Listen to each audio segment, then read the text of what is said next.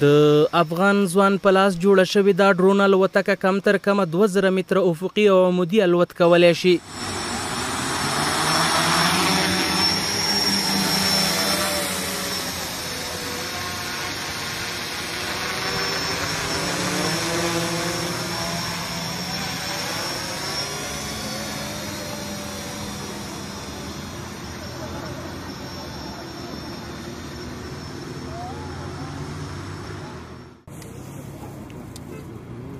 دا ډرون الوتکه هوبهو هماغه پرمختللو الوتکو ته ورته ده، خو د امکاناتو په صورت کې ورڅخه د نظامي وسلې په توګه هم کار اخیستل کیدی شي.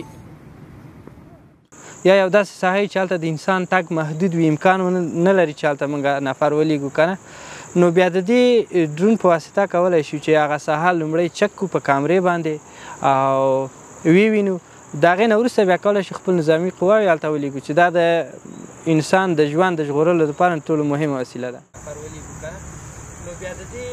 دا هم د نورو ډرون الوتکو په شان د ریموټ له لارې کنټرولیږي، هوا ته پورته کیږي، لوری بدلولی او حرکت کولی شي. دا ډرون چې ده د دې ریموټ د لارې کنټرولیږي چې کولی شو په دې باندې دې ته پرواز ورکړو، پورته یې کړو، بیرته یې ښکته کړو،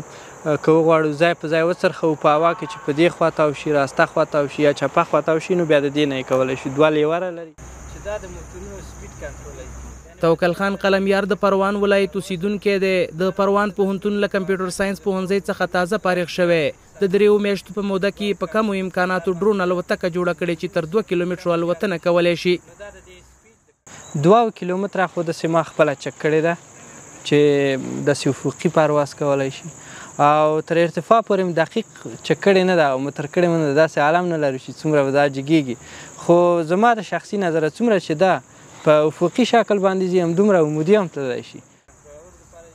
دې زیاتوي دغه الوتکه کې له هغه ساده برېښنایي سامان آلاتو ګټه پورته کړې چې د نورو شیانو په جوړښت کې هم کارول کیږي. 4 دانې پکې پکې استعمال شوي دي او 4 دانې براشلس موټرونه دي چې دا الکترونیکي پرزې چې دي د دې لپاره نه دي چې موږ یوازې ډرون ترې جوړ کړو، بلکې کولی شو د نورو مختلفو اهدافو دپاره هم استعمال کړو. په عرصي مسایلو کې ډېر زیات استعمال لري دا موټرونه او دا پرزې. که چیرته دغه الوتکه د ریموټ له کنټرول څخه ووځي یا یې له ریموټ سره اړیکه پرې شي، د یوه ځانګړي جی پی ایس له لارې کولی شي چې بیرته الوتکه هغه ځای ته راشي له کومه ځایه چې پرواز کړی دی. بله مهمه پرزه چې په دې کې ده دغه پرزه ده چې دې ته جی پی ایس وایي. د دې اصل وظیفه دا ده چې کومې ساحې ته دا ډرون ځي نو دغه ساحه موږ ته په کمپیوټر کې ښیي چې دا ډرون فعلا چیرته دی. دا یو مهم ټکی دی. بل مهم ټکی د دې پرزې دا دی چې که چیرته دغه ډرون د ریموټ له فاصلې نه بهر شي، یعنې د ریموټ سره ارتباط قطع شي یا ریموټ له لاس نه ولویږي، ارتباط قطع شو یا کوم بله ستونزه ورته پیدا شي، نو د دې جی پی ایس په واسطه باندې دا کولی شي د کوم ځای نه چې پرواز کړی خپله بیرته هماغلته راشي. قلمیار وایي که امکانات په لاس ورشي په همدې ډرون کې وسلې ځای پر ځای کولی شي. لومړی به د کیمرې په واسطه ساحه چک کوي او د اړتیا په صورت کې به په دښمن انداخت هم کولی شي. بلکل اصل د دې ډرون د جوړولو هدف هم دا اصل چې ما نوم ورباندې ایښی د نظامي جاسوسي دپاره دا ما جوړه کړې چې نظامي جاسوسۍ دپاره استفاده شي او د تحقیقات نظامي تحقیقاتو دپاره وکارول شي. په دې معنی مثلا مخکې دې نه چې موږ یو ساحې ته خپل نظامي عسکر ولیږو یا یو داسې ساحه چې هلته د انسان تګ محدود وي، امکان نه لري چې هلته موږ نفر ولیږو که نه، نو بیا د دې ډرون په واسطه کولی شو چې هغه ساحه لومړی چک کړو په کامرې باندې او ووینو، د هغې نه وروسته بیا کولی شو خپل نظامي قواوې هلته ولیږو چې دا د انسان د ژوند د ژغورلو لپاره ټولو مهمه وسیله ده.